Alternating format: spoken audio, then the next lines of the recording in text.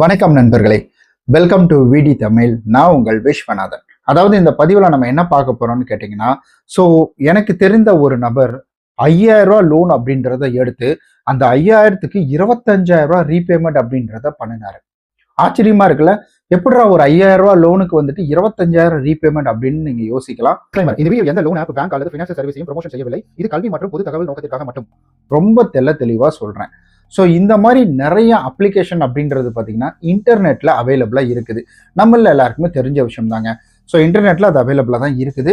அதனால நம்ம என்ன செய்கிறோம்னா, ரொம்ப சுலபமாக இருக்கே, அதுலேயும் உடனடி கடன்னு சொல்கிறாங்க, சிவில் ஸ்கோர் இல்லாமல் கூட நாங்கள் லோன் தரோன்னு சொல்கிறாங்க. இது எல்லாமே ப்ராசஸ் எல்லாமே நம்ம வீட்டுக்குள்ளே, ஏன் நம்ம பாத்ரூம்ல உட்காந்து செல்லுன்ற டைமில் கூட நம்மளால லோன் எடுக்க முடியுமே அப்படின்ற ஒரு ஆசையில் இவ்வளோ ஃப்ரீடமாக இருக்கே அப்படின்னு சொல்லி இவங்க என்ன செய்கிறாங்கன்னா, அவங்க யார் என்னன்னு தெரியாமல் அதுக்குள்ளே போய் எடுத்துடுறாரு.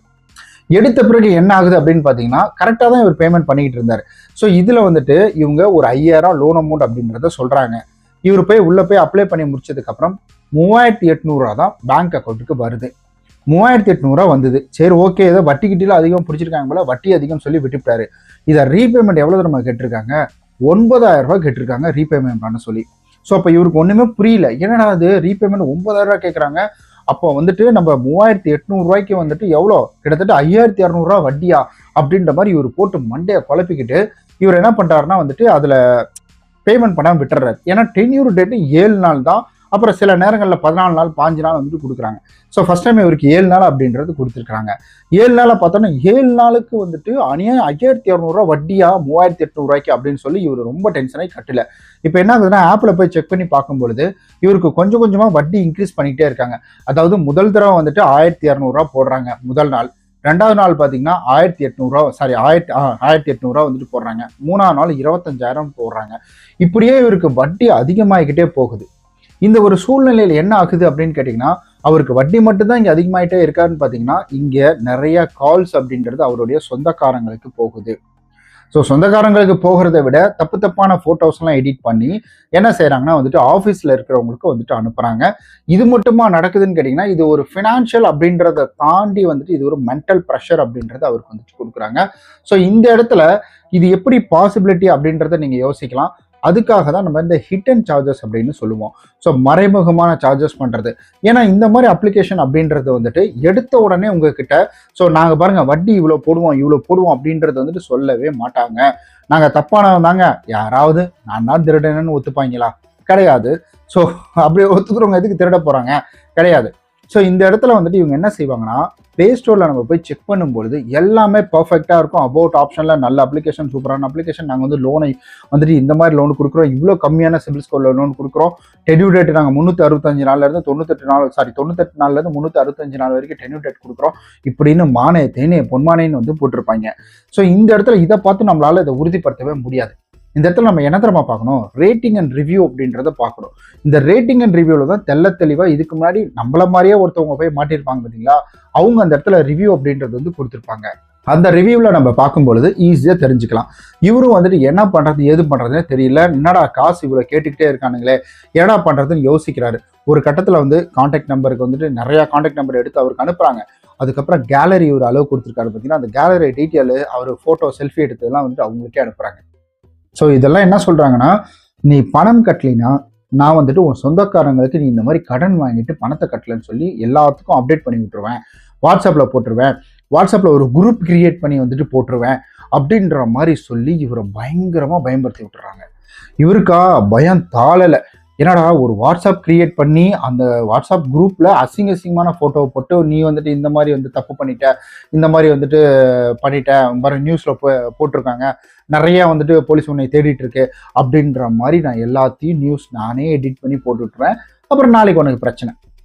ஸோ அவர் என்ன யோசிக்கிறாரு, இவ்வளோ பிரச்சனையும் வெளியில் போச்சுன்னா நம்ம என்ன ஆகிறது, நம்மளுடைய மான மரியாதை என்ன ஆகிறது அப்படின்றது மான மரியாதைக்கு பயந்துக்கிட்டு அவர் என்ன செய்கிறாருன்னா, அந்த காசை ரெடி பண்ணுறாரு. அந்த காசை ரெடி பண்ணி அங்கே பேமெண்ட் பண்ண பார்க்குறாரு. ஸோ இவர் போலவே இப்போ இன்னொரு வந்துட்டு எனக்கு தெரிஞ்சவர் இந்த மாதிரி ஆப்பில் போய் மாட்டிக்கிட்டார். அவரும் என்ன செஞ்சிட்டாருன்னா, தெரியாமல் அந்த அப்ளிகேஷன் வந்து இன்ஸ்டால் பண்ணி அதுக்குள்ளே போய் மாட்டிக்கிட்டார். இப்போ என்ன ஆகுது அப்படின்னு கேட்டிங்கன்னா, இவர் வந்துட்டு கொஞ்சம் ஸ்மார்ட். இவர் உடனே எதுக்காக இவ்வளோ பெரிய வட்டி போடுறாங்க, இதை பற்றி வேற யாராவது போட்டிருக்காங்களா அப்படின்னு சொல்லி இவர் போய் என்ன செய்கிறாருன்னா அந்த அப்ளிகேஷனுடைய ரிவ்யூ பார்க்குறாரு. ரிவ்யூ பார்க்கும்போது ரொம்ப தெளிவாக இதுக்கு முன்னாடி லோன் எடுத்தவங்க சொல்லியிருக்கிறாங்க.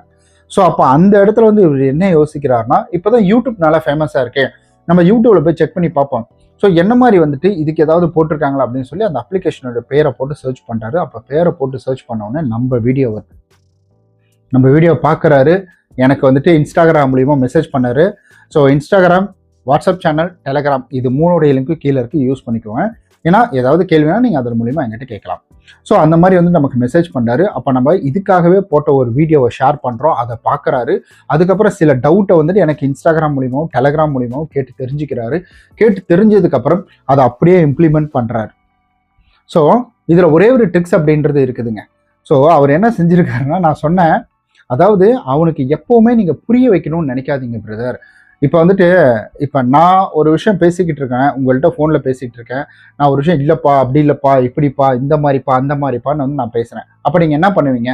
ஸோ இந்த இடத்துல நீங்களும் வந்துட்டு அது இல்லைப்பா, இப்படிப்பா, அப்படிப்பா அப்படின்ற மாதிரி பேசுவீங்க. அதாவது எனக்கு புரிய வைக்கிறதுக்கு முயற்சி பண்ணுவீங்க.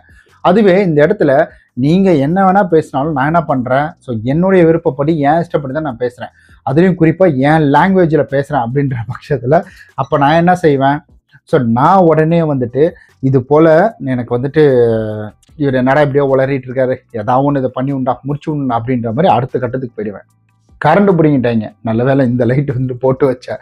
ஸோ அந்த மாதிரி வந்துட்டு இவர் என்ன செஞ்சுருக்காருன்னா, அவன் முழுக்க ஹிந்தியில் பேசியிருக்கான். ஹிந்தி, தமிழ் இது ரெண்டையும் கலந்து பேசியிருக்கான். இவர் என்ன செஞ்சுருக்கிறாருன்னா, தமிழ் மட்டும்தான் பேசியிருக்காரு. இவருக்கு ஹிந்தி தெரியும், ஆனால் தமிழ் மட்டும்தான் பேசியிருக்காரு. தமிழ்லேயே ப்ராப்பராக இந்த மாதிரி அந்த மாதிரி இந்த மாதிரி அந்த மாதிரின்னு பேசிக்கிட்டே இருக்கும். ரொம்ப டென்ஷன் ஆகிட்டான் அவன். ஒரு கட்டத்தில் வந்துட்டு இவருக்கு ஃபோனே பண்ணுறது இல்லையா. ஏன்னா அவன் நீங்கள் பயப்படுறீங்கன்னு அவனுக்கு தெரியணும். ஓ இவர் பயப்படுறாருப்பா அப்படின்ற மாதிரி அவனுக்கு தெரிஞ்சாதான் அவன் அடுத்த கட்டத்துக்குள்ளே இதை கொண்டு போவான். அப்படி இல்லைன்னா வச்சுக்கோங்களேன், இவன் என்ன செய்வானா, புரிய வைக்காம ஒருத்தர் பயப்படுறாரா பயப்படலையான்னு தெரியாம, அதாவது வந்துட்டு நான் வந்தா வருவேன் வராட்டி வரமாட்டேன் அப்படின்னு சொல்ற ஒருத்தருக்காக நம்ம போய் வெயிட் பண்ற மாதிரி தான். நான் வந்தா வருவேன் இல்லை வரமாட்டேன்டா அப்படின்ற மாதிரி சொல்லிட்டு அவங்களுக்காக நம்ம போய் மெனக்கட்டு வெயிட் பண்ற மாதிரி இவன் புரிய வைக்க முடியல இவனால. அப்ப இவன் என்ன செய்யறான்னா, அந்த கட்டத்துல இவரை வந்து திட்டான். இவர் வந்துட்டு அவரை புரியுது, ஹிந்திலே திட்டுறான், ஹிந்தி தமிழ் எல்லாத்தையும் கலந்து திட்டுறான், அவருக்கு புரியுது. அப்ப வந்து அப்பயும் இவர் எமோஷன் ஆகாம அந்த இடத்துல இவர் என்ன சொல்றாருன்னா, எனக்கு புரியல, நீ என்ன சொல்றேன்னா புரியல, எனக்கு புரியலன்னா தமிழ்லயே பேசியிருக்காரு. அதுக்கப்புறம் அவன் தமிழ் ஆளுங்கள்ட்ட வந்துட்டு இந்த வார்த்தையை சொல்லி கேட்கும்போது புரியலன்றான் அப்படின்ற மாதிரி கேட்கும்போது அவன் பின்னாடி கேட்குதான், அவன் தமிழ் மட்டும் தான் தெரியும் போல, போனை வைடா அப்படின்ற மாதிரி பின்னாடி இருக்கவங்க தமிழ்லயே சொல்றாங்க. ஸோ இந்த மாதிரிலாம் வந்துட்டு நடந்துட்டு இருக்கு. அதனால மக்கள் கொஞ்சம் உஷாராக இருக்கணும். இந்த மாதிரி கம்மியான லோன் அமௌண்ட் தரோன்னு சொல்லி நிறைய பேர் சுற்றிக்கிட்டு இருக்காங்க. அது சிபில் இல்லாமல் தரன்றாங்க, டாக்குமெண்ட் இல்லாமல் தரன்றாங்க, இந்த மாதிரி நிறைய பேர் சுற்றிக்கிட்டு இருக்காங்க. அதனால கவனமாக இருக்கணும். அதுவும் இந்த மாதிரி சண்டே டைமில் இதை சொன்னால் தான் நிறைய பேருக்கு போய் சேரும் அப்படின்றதுக்காக தான் இந்த ஒரு வீடியோ அப்படின்றத நான் உருவாக்கியிருக்கேன்.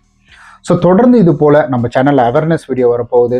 நிறைய முக்கியமான தகவல் கொண்ட வீடியோக்கள், அதாவது ட்ரேடிங் எப்படி, ஸோ ட்ரேடிங்னா என்ன, அது எப்படி உருவாகுது, ரொம்ப எளிய முறையில் புரிய வைக்கிற மாதிரி நிறைய வீடியோக்கள் இனி தொடர்ந்து வரப்போகுது. அதனால் நம்ம சேனலை சப்ஸ்கிரைப் பண்ணிக்கோங்க, அப்படியே கூட இருக்க பெல் பட்டனையும் ப்ரெஸ் பண்ணிக்கோங்க. ஸோ நம்ம நாளைக்கு இது போல் வேற ஒரு பயனுள்ள வீடியோவில் சந்திக்கலாம்.